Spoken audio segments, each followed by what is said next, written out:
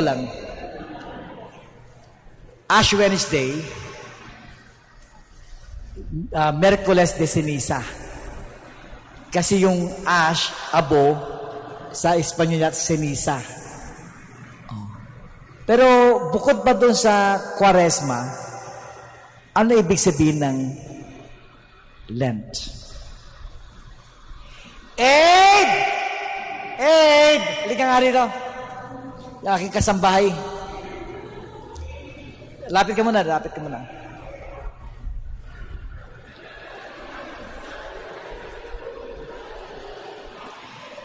Aid, punta ka kay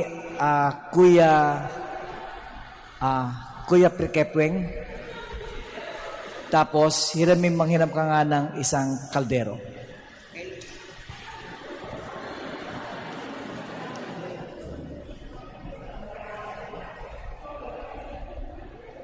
Ayun si Quares, ayun si Prikepweng. Ayan.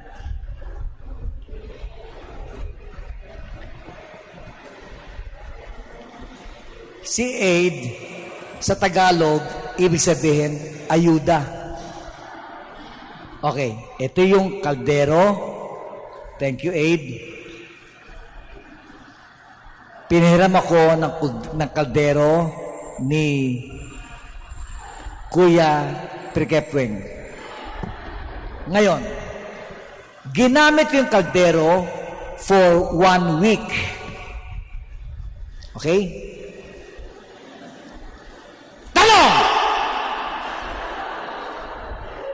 Bago ibalik yung kaldero sa may-ari,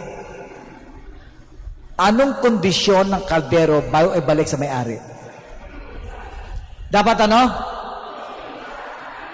Anong kondisyon, mami? Hindi anong gagawin, ha? Anong kondisyon dapat ibalik ko yung kaldero? May laman dapat. Dapat ano? Yung nagsabi na may laman, ang kapal na muka. Ano muna? Dapat malinis. Kaya nga, linisin, ano yun verb yun, verb. Yung condition, yan, okay? Bukod sa malinis, ano pang dapat?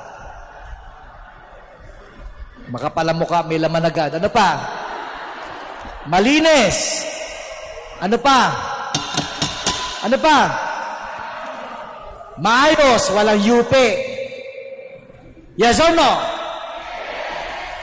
Ang hina niyo sumagot, mas malakas pa utot ko riyan. Yes or no? Tamo? Malinis, maayos. Pangatlo, may laman. Ibig sabihin nun, pinahiram ako ng kaldero. Ibabay ko sa may-ari, dapat malinis, maayos, may laman. Ask me why. Kasi ang Lent, ibig sabihin sa Tagalog, pinahiram.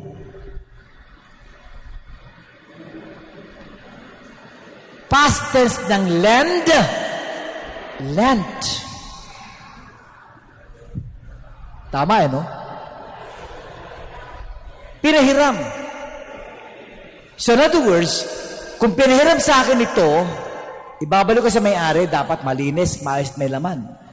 Ngayon, in all reality, yung buhay mo at buhay ko, pinahiram.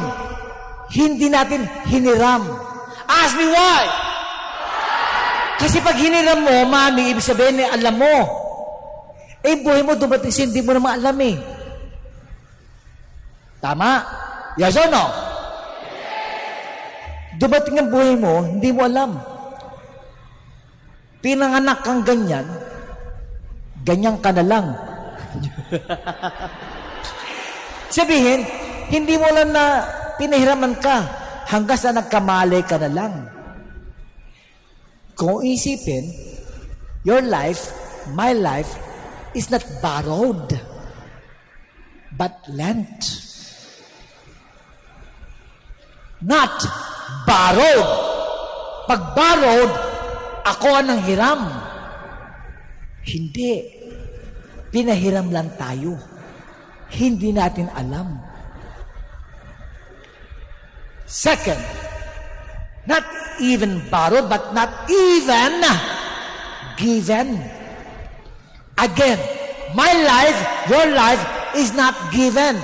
Ask me why? Because if it is given, it is already yours. At pag binigay sa iyo, sabihin ikaw may-ari. At pag ikaw may-ari, you can kill yourself and you can kill anybody. Kasi binigay na sa iyo eh. Kahit anong gusto mong gawin, pwede mong gawin kasi binigay na sa iyo eh. Yung kilay na yan, binigay na sa iyo eh. Pareho ng kilay na yan, mami. Binigay. But in all reality, itong buhay ito pinahiram lang. Another example. Ako, Alaskador talaga ako eh. Okay? Mapang-Alaska ako pero walang pikunan ha. Okay. Kuya, anong pangalan niyo po? Oh. Ha? Bot? Boy? Spell? Kita mo? Uto-uto? Boy! Makinig ka. Makinig ka. Yung buhok mo, pinahiram lang. Binawi lang agad.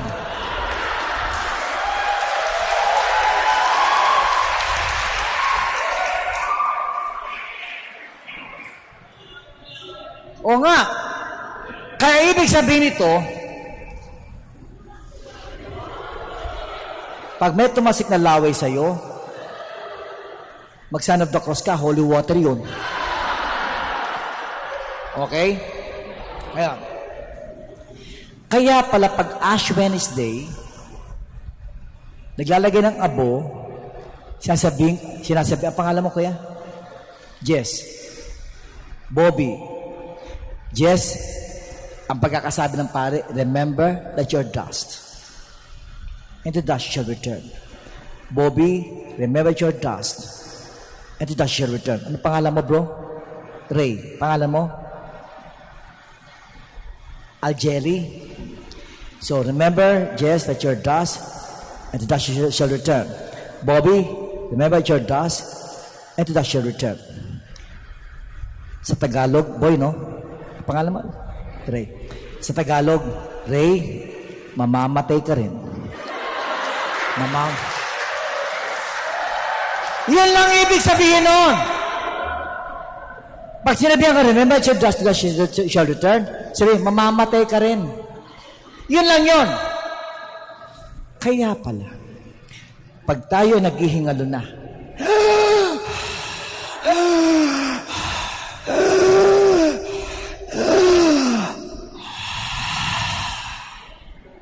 sa Tagalog, ang tawag, binawian ng buhay.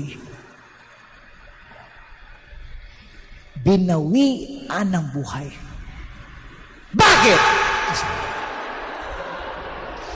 Kasi, pinahiram lang sa'yo,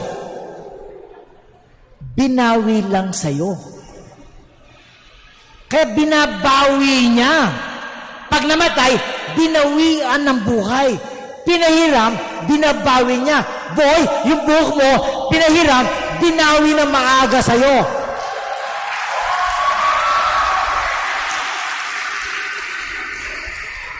Common sense.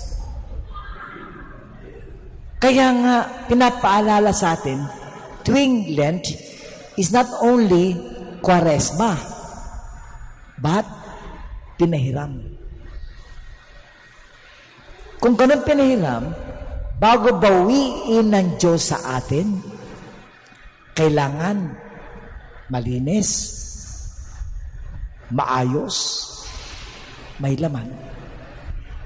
Pag sinabing malinis, sa panahon ng Kwaresma, kailangan magkumpisal. Kaya maganda, pag meron ditong, kung meron kayong kumpisalang bayan, kailan? May suggestion ako. Ayokong sabihin kumpisalang bayan. Mas maganda, pista ng kapatawaran. Suggestion lang. Pista ng kapatawaran. Example. Di mga pare, nakaupo, nagpapakumpisal. Tapos yung mga lay ministers, ang kanilang alalay, mga lalaki. Ang mga, say, mga lectors na babae, ang alalay, mga babae. Halimbawa, Ray. Si Ray, pumunta roon sa kumpisalan. Halimbawa, luhod ka dyan, luhod. Halimbawa, nagkukumpisal. Okay? Usually, saan ba ang kumpisalan? Saan na nakalagay? Doon. Okay. So, pagkatapos ni Ray doon, magkumpisal siya, ako bilang lay minister, lalaki, alalayan ko si Ray. Dadalhin dito. Tapos, ipipray over. Okay? Suggestion lang, ha? Pagka-pray over sa kanya, let Ray, maramdaman niya, yung kamay ay nasa balikat niya, para alam niya, o kaya nandito sa ulo. Pagkaraan nun, tatayo si Ray, okay. Yayakapin ng mga lay minister. Welcome back, bro. Congratulations. Okay? Tapos, dadalhin si Ray doon sa labas. Doon, meron doon tables na may pagkain. Oo. Kakain si Ray doon kasama ng ibang mga members of community. Ask me why. Pista ng kapatawaran. Suggestion lang. Gagawa ka ng kainan doon, tapos pagkatapos magkumpisal, pray over, after pray over, to celebrate life and forgiveness. Suggestion lang.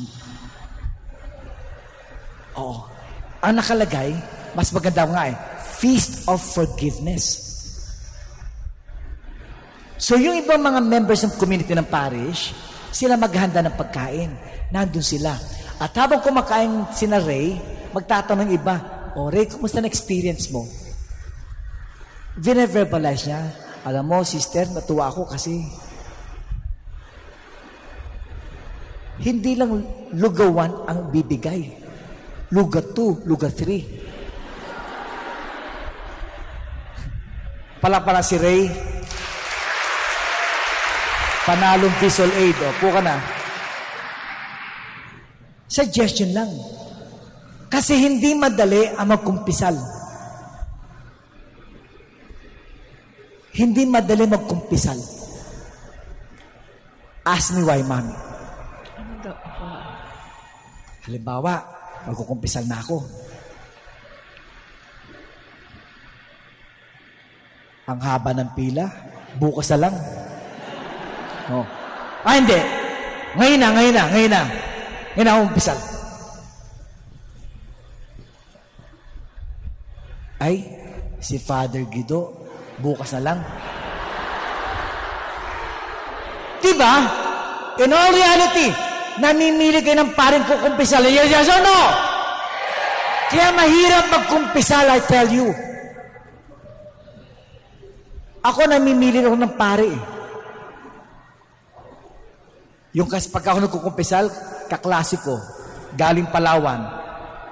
Sasabihin sa akin, kung galing Palawan, dyan ako sa Catholic Trade nakatira. Classmate, meron ka ba schedule maming gabi? Sabihin sa akin, wala. Classmate, magkwentuhan tayo ha. Oh, classmate. Tapos kagabihan, upo na kami. Pag nakupo na kami ganyan, nandito ako, siya. Classmate, magkukumpisal ako. Bless me, Father, for I have sinned my last confession. Tapos ako naman, after pakinggan ko siya, bibigay yung absolution. And absolve from all your sins, in the name of the Father, Son, and the Holy Spirit. Amen. Tapos na, di ba? Sabi sa kanya, classmate, change court, ako naman magkukumpisal. Change court lang kami. In all practicality. Kaya ako, bakit kanya-kanya kami expression kasi. Ako, pag may nagkukumpisal sa akin, hindi ko binibigyan ng penance. Amen, kanya-kanya kami style, pasensya na, ibang style ko eh. Pagkasabi kong bigay kong absolution, sabi sa akin, Father, anong penance ko? Tapos yung penance mo. Father, wala ka pa sinabing penance. Tapos na. Bakit Father natapos? Yung pagpunta po pa lang dito, penance na eh. Kasi ang hirap. Kadalasan, yung expression ng mga nagkumpisal, thank you, Father, Ano yung ramdam nila? Naramdaman ko yung hirap nila. Thank you, Father, Kaya nga, pag mayroong kumpisalang bayan, mas maganda, pista ng kapatawaran, may kainan doon to appreciate yung kalang pagkukumpisal.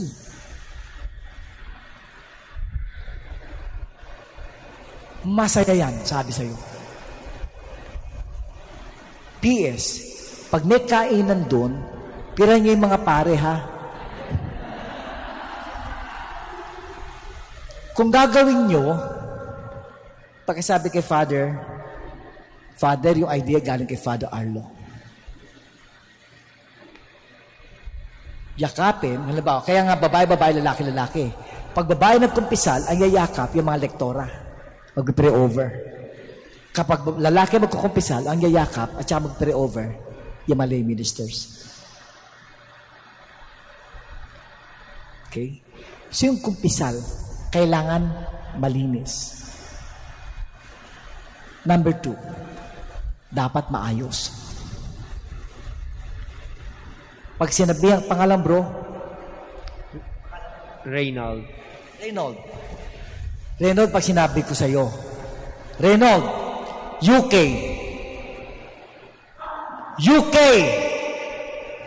Sabi sa nga, Father, anong UK?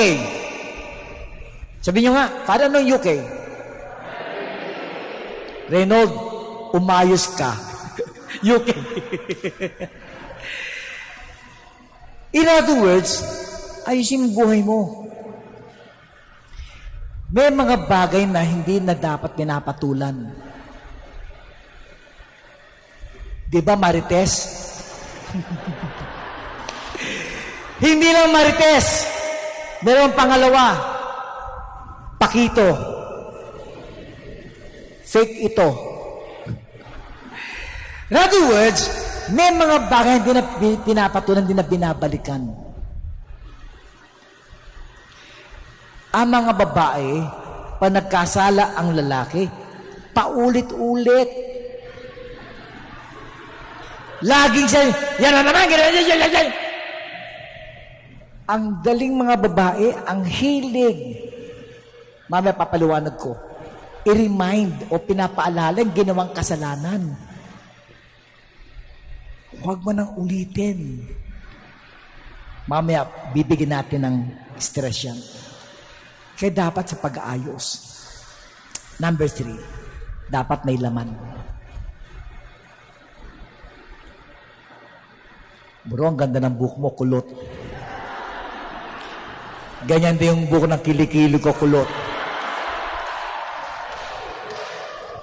Ayoko ng tugtungan hanggang kilikili lang. Michael Jackson daw, Kailangan may laman. Kaya happy ako for you that you serve here sa Holy Family. Yun ang pinakalaman nyo. Na bago dumating panahon na babawian tayo ng Diyos, at least meron kang laman, nag-serve ka sa Kanya. It's so important na meron kang laman. Na hindi lang basta ikaw nakinabang at tumatanggap. Pero mas maganda, ikaw mismo ay mayroong binibigay sa Diyos at sa kapwa. Now, kung ganito yung pag-iisip natin, ang land pala is pinahiram.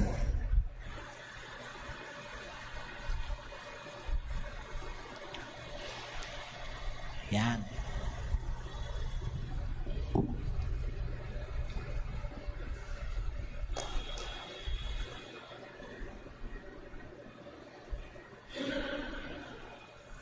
Kunin natin,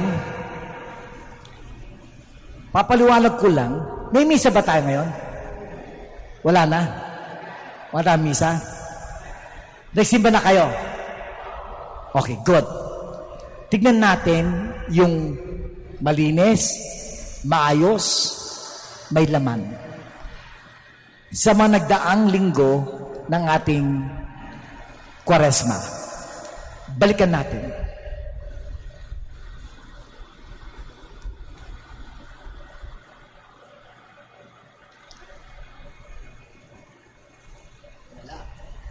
Teka.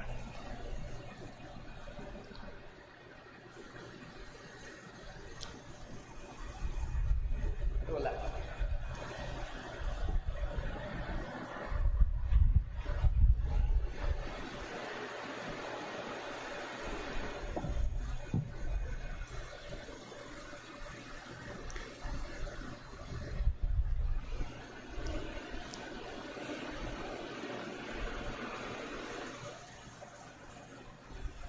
Lagyan natin sa first Sunday of Lent.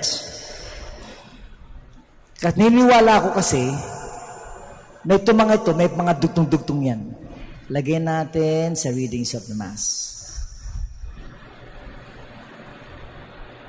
Yan. Readings at Mass.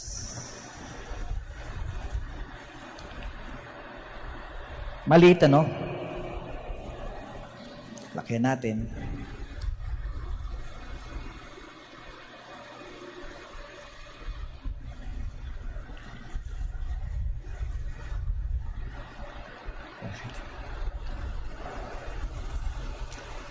Okay. Hi.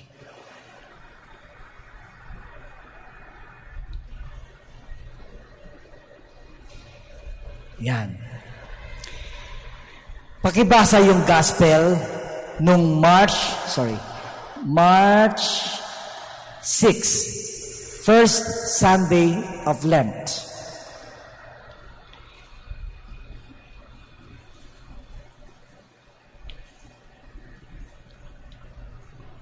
Sino lector dito? Sino lector? Okay. Okay. Pakibasa nga po. Ito yung gospel, March 6, first Sunday of Lent. Hindi mo mabasa. Father, pwede lumapit. Ang labo ng mata ko eh. Ayan. Jesus. Hindi, okay na po.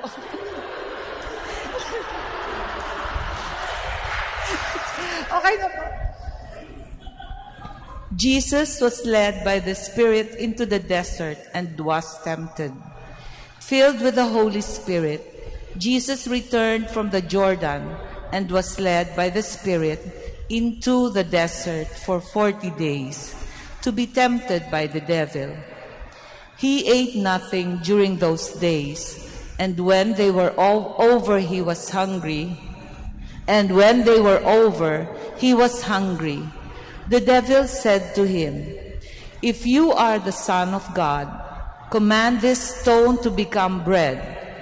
Jesus answered him, "It is written, one does not live on bread alone."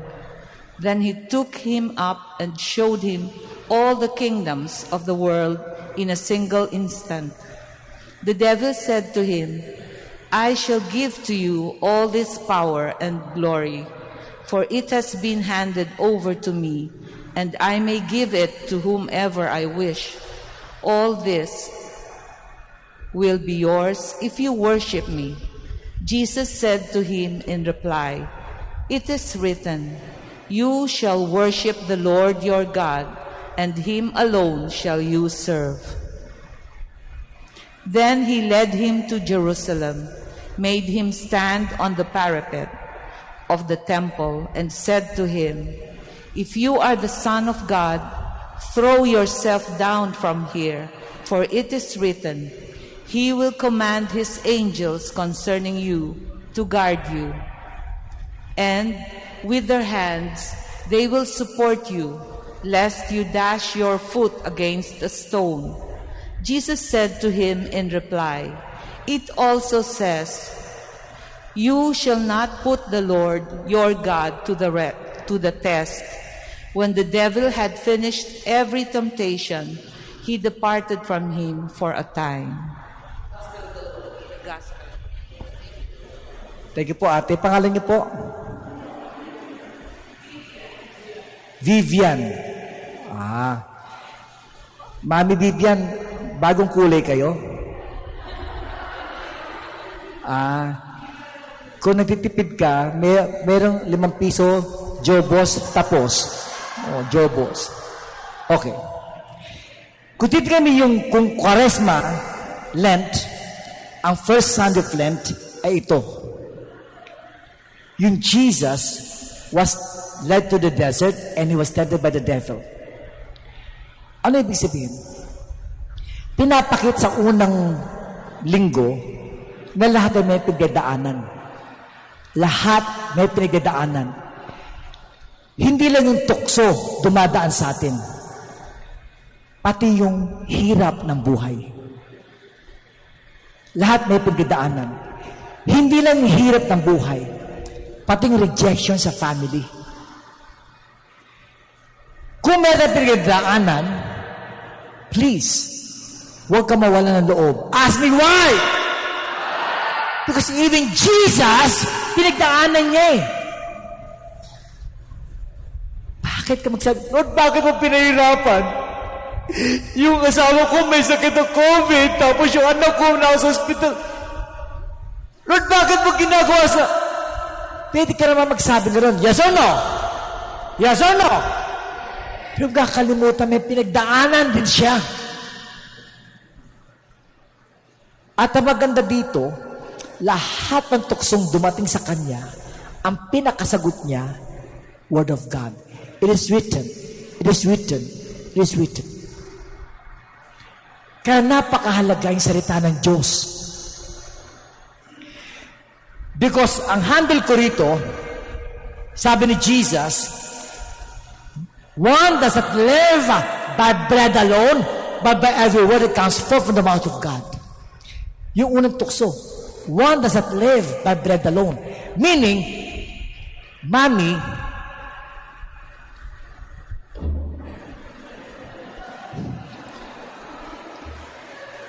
one does not, kasi ganun na. Mami, pag sinabing one does not live by bread alone, pansikmura lang yun eh. Sabihin niyan, kuya, yung pagkain natin, hindi lang pansikmura, but by every word that comes forth from the mouth of God. Meaning, ang salita ng Diyos, pagkain din. It is meant to feed our mind. Not just feeding the stomach, but feeding the mind. You call that food for thought. Kaya kasama sa pag-aayos yan, hindi lang ng sikmura, kundi ng pag-iisip. Hindi ko makalimutan, si Jesus, hindi siya kumakain for 1 month. Meron pa siyang 10 days to go. Siguro dito si Jesus nanghihina na siya. Mayapit, kasi mahina na siya. Si Satanas, nandito. Pag yan, tumingala sa akin, makikita niya. Si Jesus naman, habang nandito, naramdaman niya, para may nakatayo sa tabi niya. Sa ginawa ni Jesus, tumayong ganyan, nagpang-abot ang mga mata ni Jesus at saka ng devil. Yung devil, inaabangan yung pagtingin ni Jesus sa kanya. Nagkasalubong ang mga mata nila. Sabi ng demonyo, Jesus! Nakita mo yung batuhan na yan? You can turn them into Pan de Manila. O sino mas maganda? You can turn them into Mango Bravo. Sino may gusto ng Mango Bravo? Gusto niyo yan? Sa contest? Kaya lang mahal eh. May git 1,000 dyan sa may tawag dyan sa Fisher Mall. Pero meron mas mura sa contest. Mas masarap at mas mura. Maramis. Contest eh. Ay, naku, babagal nyo. Ang babagal nyo. Maramis. Gising ka na, kuya. Gising ka na, ha? And Jesus said, one does not live by bread alone. Yung kinain mo kanina, Reynold, bukas, i-ebak mo rin eh. Oo! Pero yung pagkain ng pag-iisip, Mami, it goes with you to the end of your life. The way you think. Because the way you think is the way you believe. The way you think is the way you believe. The way you believe is the way you behave. And the way you behave is the way you become. Kung gusto mong baguhin yung pagkatao, baguhin mo yung pag-iisip. It's all in the mind. Again.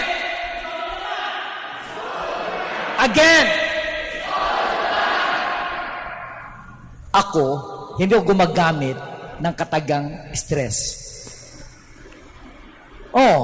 Aminin ko, it's all in the mind. Hindi ako gumagamit the word stress. Ask me why.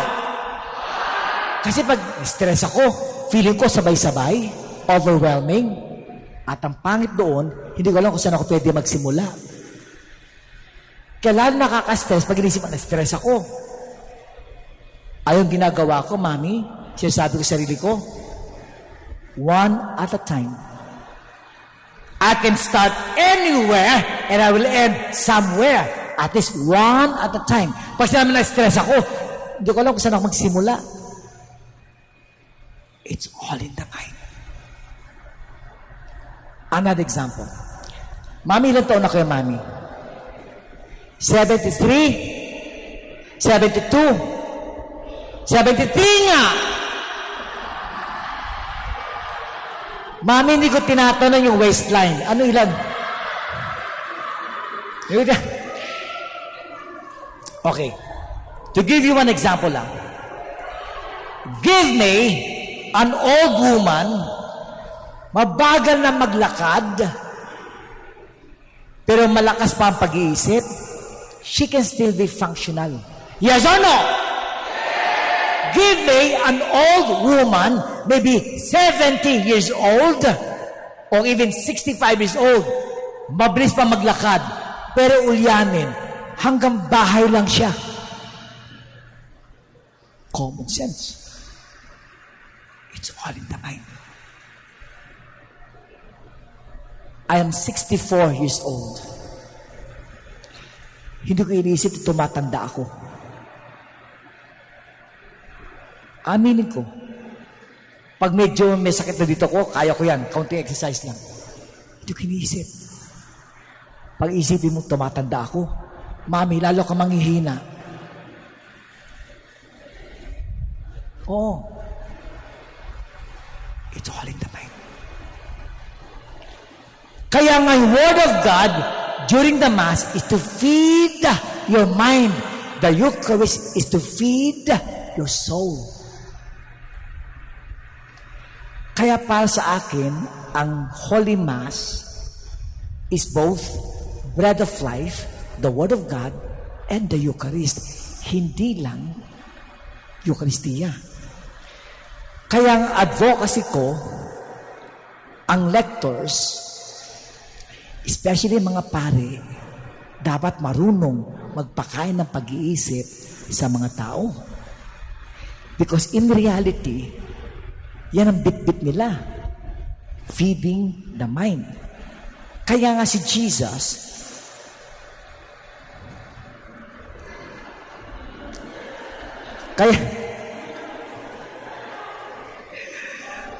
Kaya nga si Jesus, ang ginagamit niyang panlaban sa mga tukso, ang salita ng Diyos.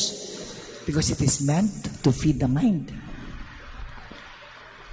One time, may nagtanong sa akin, Father, anong difference ng praying the rosary and reading the Bible? Ulitin ko anong difference of praying the rosary and reading the Bible? Ang sagot ko, in praying the rosary, we talk to God. In reading the Bible, God is talking to us.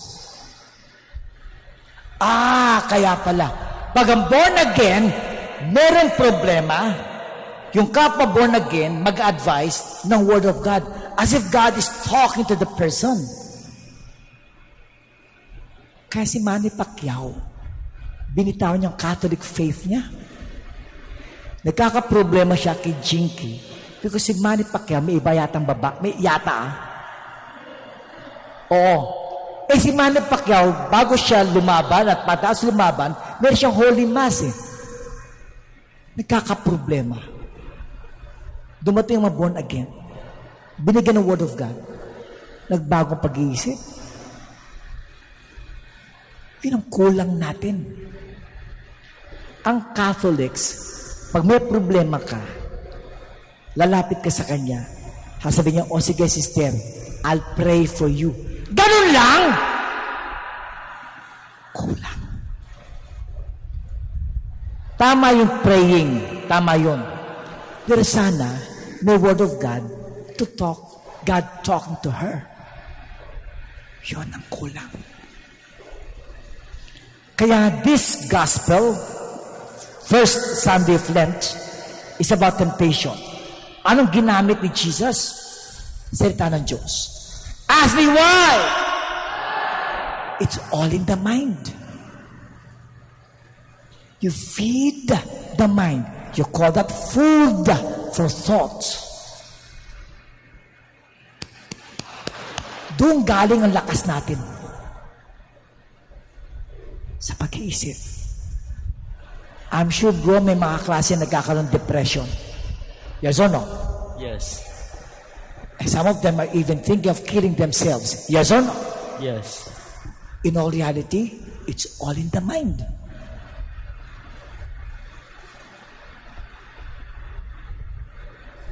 Kaya dito sa first reading, sinasabi sa atin, ayusin mo na ang buhay mo. Ayusin mo na. At lalo pa, pag inaantok na, ayusin mo na. So in other words, ito yung first Sunday. Hanggang oras ba tayo? 8. Hanggang 3 o'clock in the morning? Okay. Next reading, second Sunday of Lent. Second Sunday of Lent. Yan.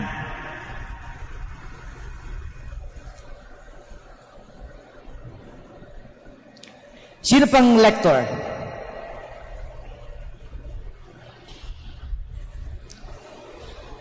Sino pang lector?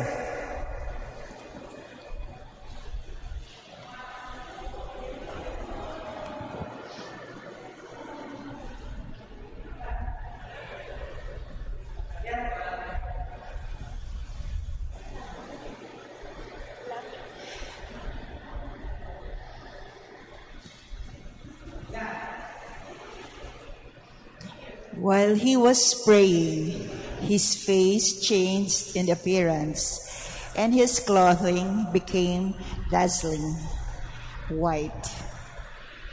Jesus took Peter, John, and James and went up to the mountain to pray. While he was praying, his face changed in appearance, and his clothing became dazzling white. And behold, 2 men were conversing.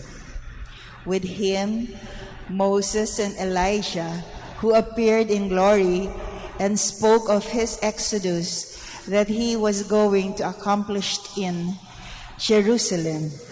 Peter and his companions had been overcome by sleep, but becoming fully awake, they saw his glory and the 2 men standing with him. As they were about to part from him, Peter said to Jesus, Master, it is good that we are here. Let us make 3 tents, one for you, one for Moses, and one for Elijah. But he did not know what he was saying. While he was still speaking, a cloud came and cast a shadow over them, and they became frightened when they entered the cloud. Then from the cloud came a voice that said, "This is my chosen son. Listen to him." After the voice had spoken, Jesus was found alone. They fell silent and did not at that time tell anyone what they had seen. The Gospel of the Lord. Ano ibig sabihin sa second Sunday of Lent? After Jesus, meron temptation, nahihirapan siya. And he was able to overcome it. This second Sunday of Lent means God the Father affirms si Jesus. This is my chosen son. Listen to him. Ang galing niyan. The same thing pag may mga anak ka na nahiya, uy, yung anak ko magaling to, ina-affirm mo. At yun yung second Sunday of Lent. Yung pinagdaan ng hirap mo, kuya, mapapansin mo, ang affirmation ni God, pag may hiningi ka, binigay sa'yo. Yes or no? Yun ang affirmation. Na lahat ng problemang dinadala mo, nalagpasan mo, humingi ka, ibibigay sa'yo. I-affirm ka niya. Hindi alam ng iba yan. Pag meron ka nalampasang hirap. One time Jesus said, "If you remain in me and I in you, ask anything." Ibig sabihin, pwede ka maningil. I-affirm ka ni Lord pag meron ka pinagdaan ng hirap at napagtagumpayan mo. Ask anything. Pwede ka maningil. Example. One time, alam niyo CDR King? May binibili ako CDR King LED strip. Ang waterproof is worth 780 pesos. Ang non-waterproof is 680. Parehong tsura, pero ganun yung classification niya. Sabi ko kay sales lady number 1, ba pangalan niya, Balbakwa. Miss, yung waterproof, binaba niya. Tines niya, mami. Tapos, okay naman siya. Kukunin ko siya. Nilipak niya. Tapos, after repacking, binigay niya sa sales lady number 2, pangalan na Tukneneng. Pagkabigay, si Tukneneng nagre-resibo. Nakapila yung aking item. Si Balbakwa left the store, pupunta yata sa CR. Tapos nung ako na yung riresibuhan, sabi Tukneneng, "Balbakwa! Balbakwa! Magkano to?" Wala sumasagot na Balbakwa. Nakita ni Tukneneng sa display, 680 pesos. Nilagay niya sa resibo ko. Makita ko, uy, discount ng 100. Pinapipirmahan, mami. Aminin ko, hindi ko mapirmahan. Miss, hindi 680 yan, 780 pesos. Hindi mo nagpasalamat. Alam ko, pagka nagkamali, siya magbabayad, siya mag-abono, di ba? Yes or no? Hindi man nagpasalamat, doon ko na-realize, if you did something good, even not appreciated, and you feel good, that means you believe that what you did was good. But if you did what is good, if you did good, something good, and you were not appreciated, and you felt bad, that means you don't believe that what you did was good. Kaya sa mga parishes, sa mga parishioners, pag hindi na-appreciate, ang sama na loob nila. Isipin nyo. At that time, hindi man nagpasalamat. Aminin ko, okay ako. Happy ako na nakorek ko yung babae. Happy ako. Kahit di siya nagpasalamat. Pagkalabas ko ng CDR King, palabas akong ganyan. Lord, maniningil ako.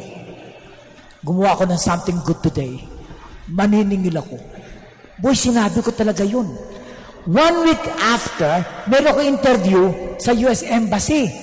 Habang ko nakupong ganon, meron 3 counters na doon, counter 7, 8, and 9. Sabi ko, Lord, last week gumawa ako ng tama, ayoko sa window 8. Kasi grabe, lahat ng dumating sa kanya, nagpa-interview, turned down, hindi binigyan ng visa. Naningil na ako, Lord, ayoko sa window 8. Maya-maya, nakita ko yung pangalan ko, number ko, go to window 8. Eh di nakapila akong ganyan. Tamang-tama, sa pila kong ganon, habang dito ako, nandun yung window, may isang babae, matanda, mas 65 years old, nauna. Ako nasa likod.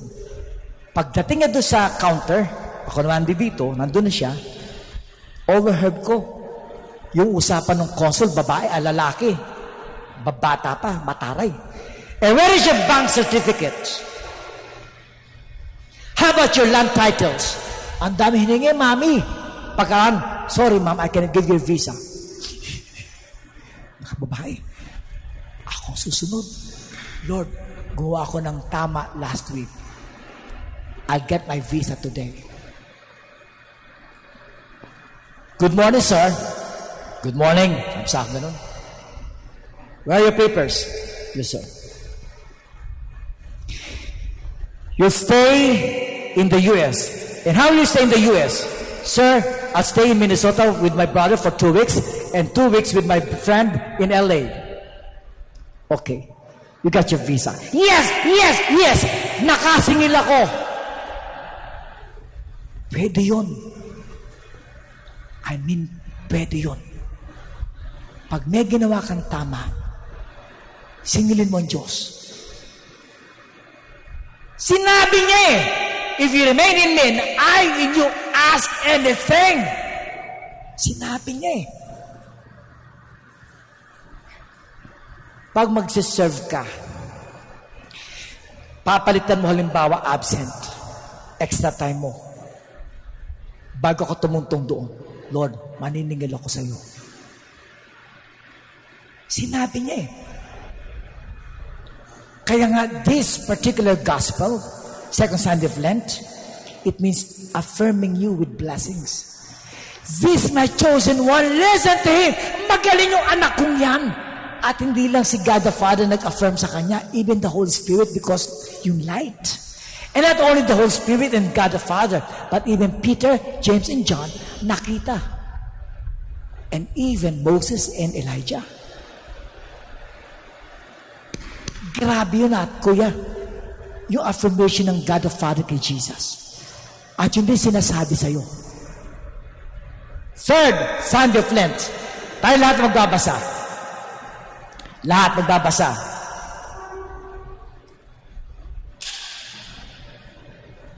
Okay. First reading.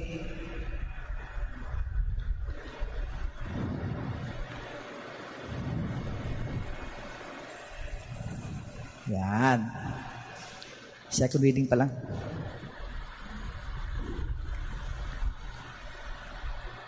Okay. All together. Some. Louder.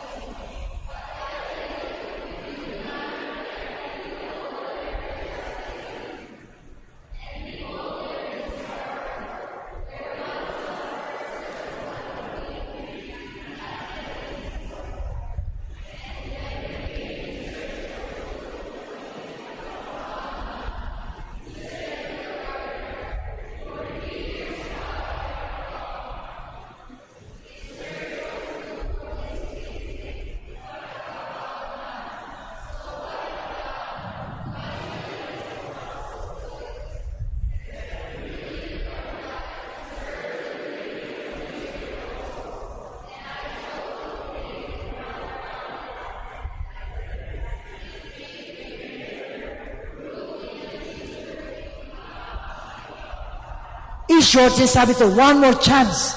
One more chance. One more chance. Mga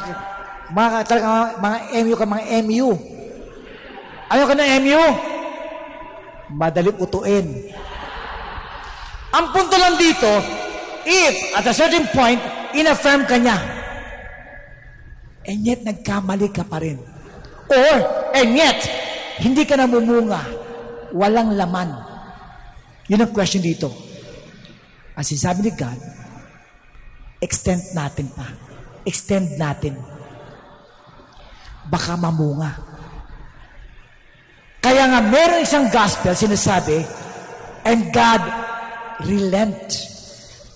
Relent. Relent means sa Tagalog, naghunos dili. Hindi niya puputulin, hindi niya paparusahan, hindi niya papatayin, kundi nagrelent. Naghunos dili ang Diyos. Sa Tagalog ng relent also is binawasan ng kanyang kahit pito ng galit. Ang tawag doon, relent. Pero mas magandang tawag, relent, pinahiram uli. Common sense. Kaya para pag nag-relent, kailangan mag-relent ang Diyos kung meron kang repent. You repent and God will relent, giving you another chance. Kung minsan, kahit na pa-affirm tayo ng Panginoon Diyos, minsan nagkakamali pa rin tayo. At kung alam mo yan, at kung sakasakali man, another chance. The Lord will relent. Ipapahinam ulit sa'yo ulit. And because of this, comes last Sunday. Medyo mahaba ito, pero it's worth it.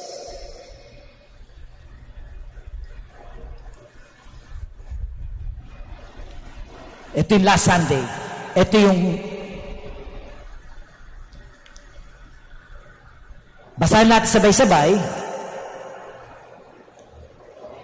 Prodigal Son.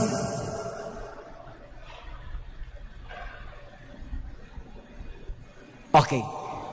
Bro. Hindi ka. Ganyan mo lang. May kukunin lang ako. All together. Task collectors.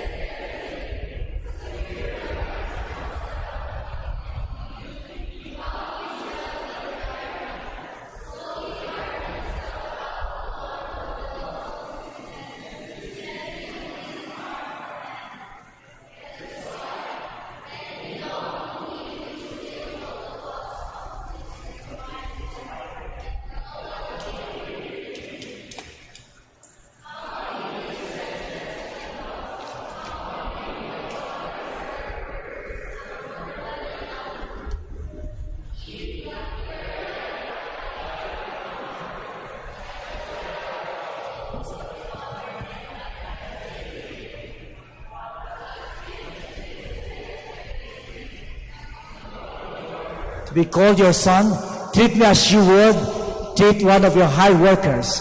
So he got up and went back to his father. While he was still a long way off, his father caught sight of him, was filled with compassion. He ran to his son, embraced him, and kissed him. His son said to him, Father, I have sinned against heaven and against you. I no longer deserve to be called your son.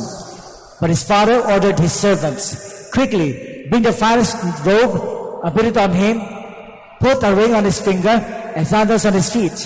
Take the fattened calf and slaughter it. Then let us celebrate with a feast, because this son of mine was dead and has come to life again. He was lost and has been found. Then the celebration began. That the oldest son had been out in the field, and on his way back, as he neared the house, he heard the sound of music and dancing. He called one of the servants and asked what this might mean. The servant said to him, Your brother has returned, and your father has slaughtered the fattened calf, because he has back him safe and sound. He became angry when he refused to enter the house. His father came out and pleaded with him. He said to his father in reply, Look, all these years I served you, and not once did I disobey your orders. Yet you never gave me even a young goat to feast on with my friends. But when your son returns, you slaughter up your property with prostitutes. For him you slaughtered the fattened calf. He said to him, My son, you are here with me always. Everything I have is yours. But now we must celebrate and rejoice, because your brother was dead and has come life again. He was lost and has been found. The Gospel of the Lord. Dito, yung tatay tumakbo.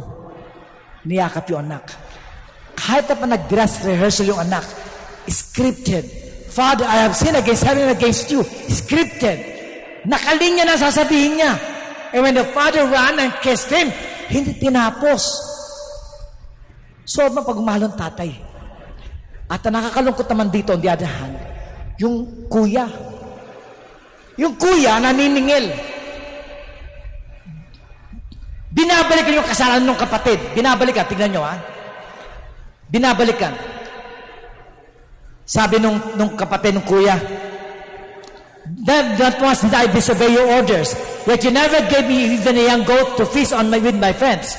But, kita nyo ha, binalikan yung kasalanan. Ito sinasabi ko kanina. Binalikan yung kasalanan. But when your son returns, you sold up your property with prostitutes, for him you slaughtered the fattened calf. Binalikan yung kasalanan.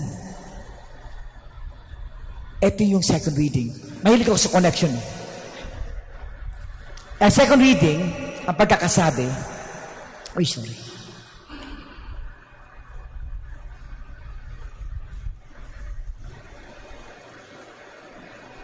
Ang second reading,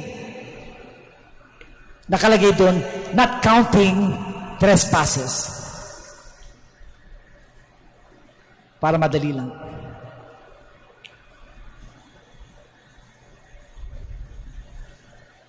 Yun, sorry. Okay. Altogether, reconciliation, namely,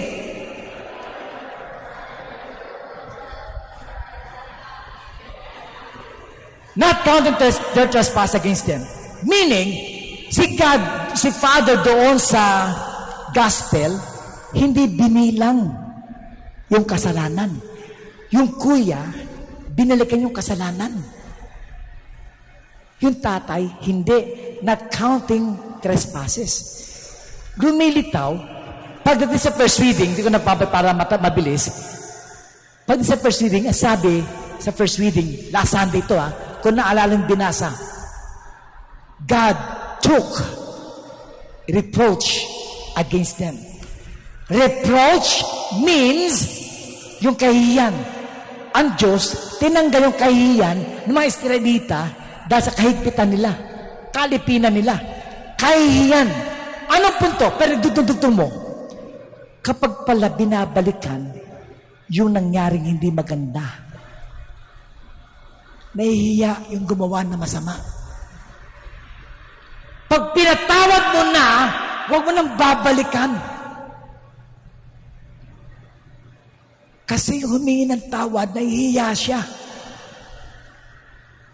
Kaya dudugtong mo yung gospel last Sunday, yung kuya, binilikan yung kasalanan. O, yung anak mong yan! Diba? Lahat ng ari-ari mo, sa prostitute, sa mga PUTA binigay. Binalikan. kung tutugtog mo sa first reading, nakakaya pala yun. Kaya pala si Father doon sa first read sa gospel, pag pinatawad na, erase lahat. Nakakawala ng kahiyan. Alam niyo ba sa confession, Mami, pag sinabing seal of confession, para alam niyo, Mami, ha? Nag-confession sa akin si Mami. What's your name, Mami? Olivia. Olivia. Lobat ka na, Mami, no? Puyat ka na. Olivia. Si Olive, ang asawa niya si Papay, masarap, Mami, yung cheese niya. Si Papay, halimbawa, nag-confess sa akin si Mami Olivia. Sabihin natin, 9 o'clock na umaga. Okay? Binigyan ko siya absolution, 9:10 a.m. Bumalik sa akin 9:30. Sabi sa akin, Father, ano nga pala sinabi ko sa inyo kanina? Mami, hindi ko pwedeng sabihin sa inyo. Ask me why. Why? Seal of confession. Hindi na binabalikan. So with this, tingnan nyo, ganyan pala ibig sabihin ng repentance. Kayang patawarin ng Diyos ang ating makasalanan. Now, I want you to do this. Hopefully, makarelate kayo.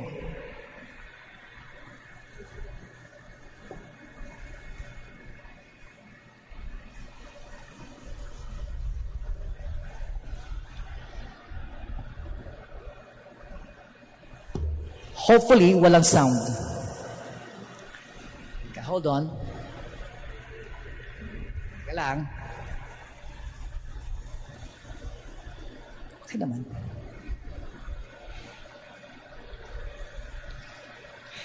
Just last point lang po to.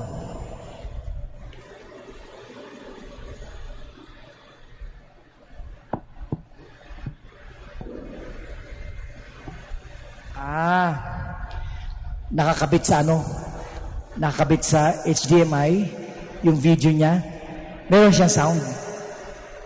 Walang sound. Walay? Okay.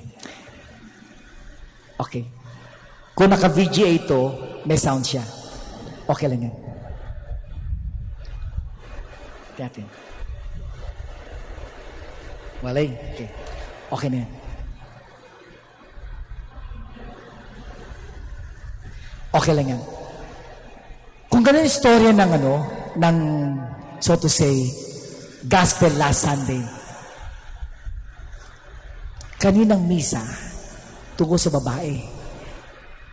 Ito last point ko lang. Yung gospel today, ang pagkakasabi ganito.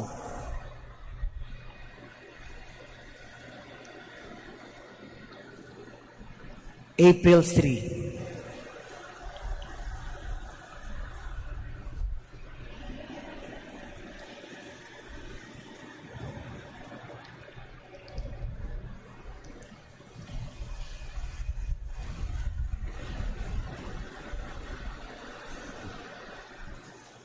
Okay, all together. Jesus.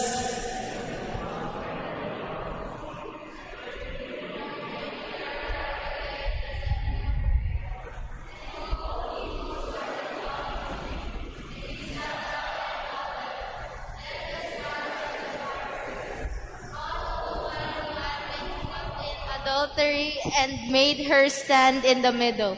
They said to him, Teacher, this woman was caught in the very act of committing adultery. Now in the law, Moses commanded us to stone such women, so that, what do you say? They said this to test him, so that they could have some charge to bring against him. Jesus bent down and began to write on the ground with his finger. But when they continued asking him, he straightened up and said to them, Let the one among you who is without sin be the first to throw a stone at her. Again, he bent down and wrote on the ground. And in response, they went away one by one, beginning with the elders. So he was left alone with the woman before him. Then Jesus straightened up and said to her, Woman, Where are they? Has no one condemned you? She replied, No one, sir. Then Jesus said, Neither do I condemn you. Go and from now on, do not sin anymore. Lector. The Gospel of the Lord. Ano ibig sabihin, kuya? Kung yung last Sunday, prodigal son, niyakap ka na niya. Okay? Today, sinasabi niya, mag-move on ka na. Leave everything behind. Yun yung second reading kanina, kung mabalikan nyo. Leave everything behind. Do not sin anymore. Mag-move on ka na. Huwag mo nang babalikan yung dati mong kasalanan. Leave everything behind. Ito yung ating second reading, lumilitaw, sakto siya. Leave everything behind. Okay, last point na to. Altogether, it is not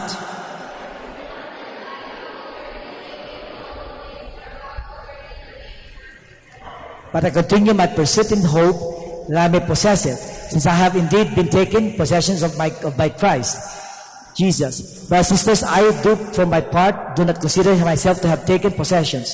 Just one thing, altogether, forget.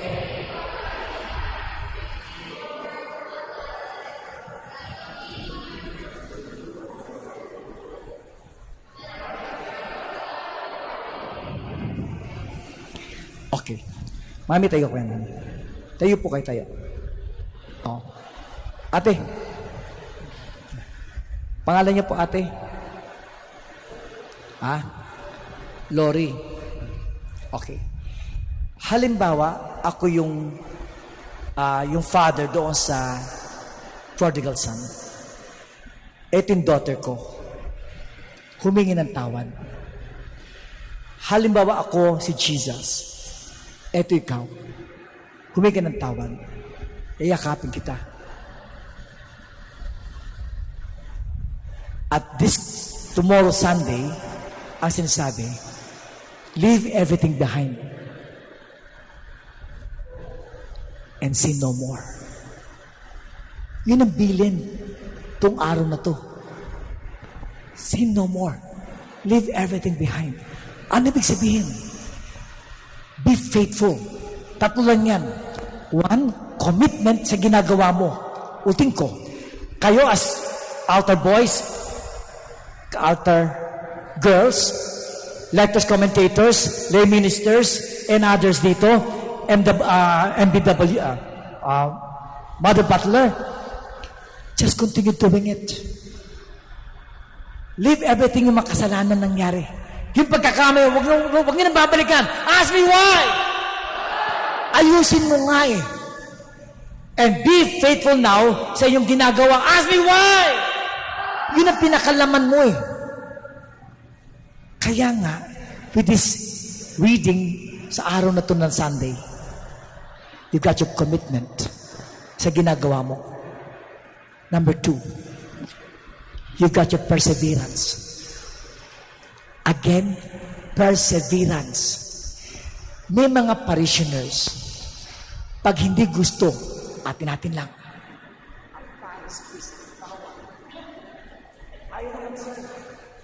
Yes or no? Yes or no? Pero perseverance, halimbawa, ito si Jesus, nandyan. Kahit ano basta paglilingkuran ko si Lord, paglilingkuran ko yan, kahit sino po. Perseverance. Huwag mo nga alisin your goal to serve Jesus. Huwag mo nga alisin kahit pa sino ang nandito. Kaming mga pare, we come and go. And we are not perfect for that matter. We are not perfect. May mga pare na malapit sa inyo, pero malayo sa iba. May mga pare na malapit sa kanila, pero malayo sa inyo. Ano ang diferensya nun? Huwag yung gawing balakid ang ibang tao sa paglilingkod sa Diyos. Yung sinasabing commitment. Sinasabing perseverance. And last but not the least, yung faithfulness. The word faithful sa Tagalog ay tapat. Again, tapat. Pakilakas nga. Spell, tapat. Spell it backwards. Ibig sabihin niya, kahit anong mangyari, kahit magkabaligtaran ng buhay, serving the Lord, faithfully, katapatan. Meron nakakatuwa, iba, kahit may sakit, halimbawa, nangihina, halimbawa, kamukha ni ate o ni mami, nahirapan maglakad, pero dito pa rin. Kakatuwa. Kayo, naghintay kayo sa akin. Kakatuwa. And to think, kayo, naghintay ng salita ng Diyos, with this, kakatuwa, meron such thing as faithfulness. Katapatan. Kahit magkabaligtaran, T-A-P-A-T. T-A-P-A-T. Be faithful in serving the Lord.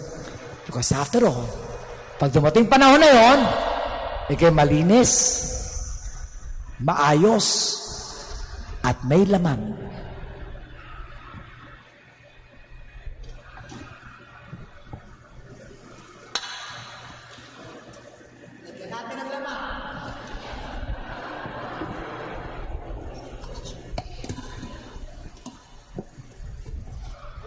Aid! Ayuda sa Tagalog. Pakibalik kay Kuya Priketwing.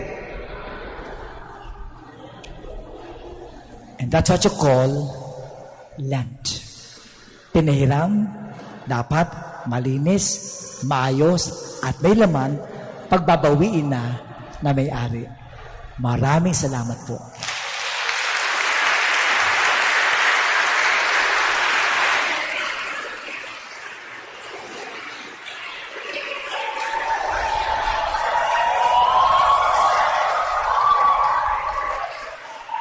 Si Father, haba ng buhok, long hair. Father, maraming salamat. Masigabong palakpakan po ulit kay Father.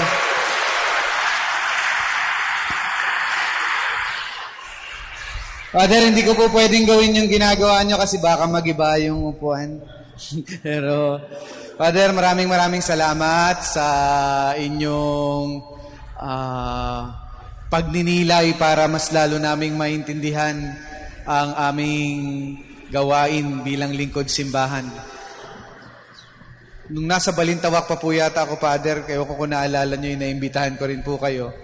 At gayon din po, hindi po nababawasan, mas lalo pang nadadagdagan ng paglilingkod ni Father. Kaya maraming salamat po muli, Padre. At salamat din po kay Ate Ade na nagpaalala sa akin ng kagalingan sa pagpapahayag ng salita ng Diyos through Father. Idol ko po si Father. Actually, nung malayo, Father, naalala ko sa inyo si Father Bong, pero mas matangkad po kayo sa kanya. Opo, pero nakakabuhay at nakakapagbigay ng inspirasyon, lalo na po sa mga susunod po naming gawaing simbahan. At bilang pasasalamat po, Father, amin pong inihahandog ang amin pong simpleng regalo ng banal na pamilya. Yan. Galing po sa aming parokya.